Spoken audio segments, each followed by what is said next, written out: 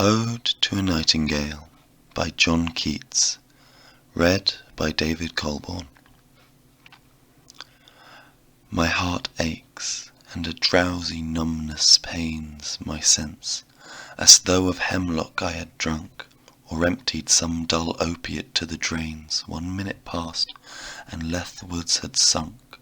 'Tis not through envy of thine happy lot, but being too happy in thine happiness, that thou, light-winged dryad of the forest, in some melodious plot of beechen green and shadows numberless, singest of summer in full-throated ease.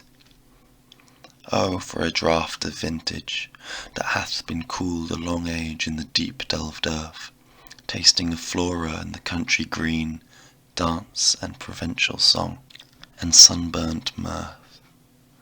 Oh, for a beaker full of the warm south, full of the true, the blushful hippocrene, with beaded bubbles winking at the brim, and a purple-stained mouth, that I might drink, and leave the world unseen, and with thee fade away into the forest dim. Fade far away, dissolve, and quite forget what thou among the leaves hast never known, the weariness, the fever, and the fret. Here, where men sit and hear each other groan, where palsy shakes a few sad last grey hairs, where youth grows pale and spectre thin and dies, where but to think is to be full of sorrow, and leaden-eyed despairs, where beauty cannot keep her lustrous eyes, or new love pine to them beyond tomorrow.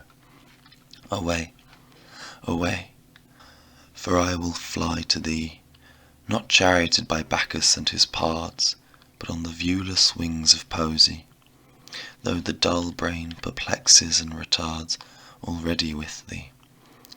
Tender is the night, and haply the queen moon is on her throne, clustered round by all her starry fays, but here there is no light, save what from heaven is with the breezes blown, through verdurous glooms and winding mossy ways.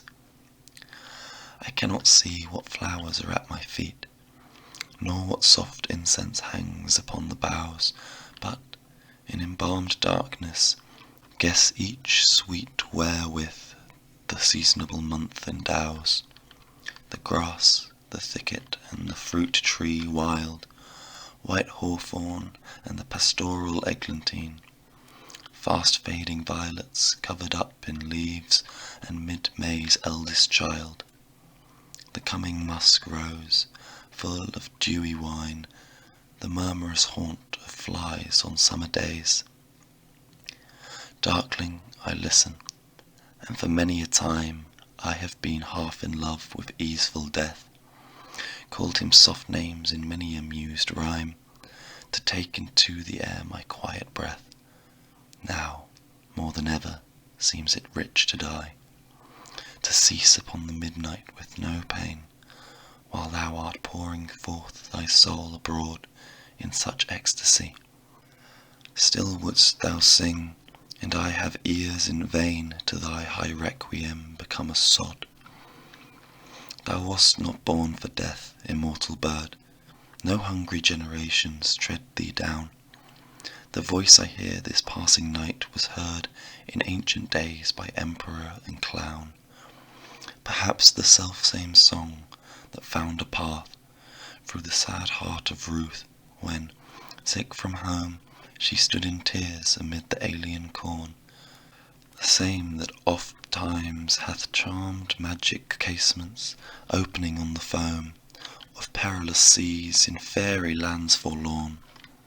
Forlorn, the very word is like a bell to toll me back from thee to my sole self. Adieu, the fancy cannot cheat so well as she is famed to do, deceiving elf. Adieu, adieu, thy plaintive anthem fades, past the near meadows, over the still stream, up the hillside, and now 'tis buried deep in the next valley glades. Was it a vision, or a waking dream? Fled is that music. Do I wake or sleep?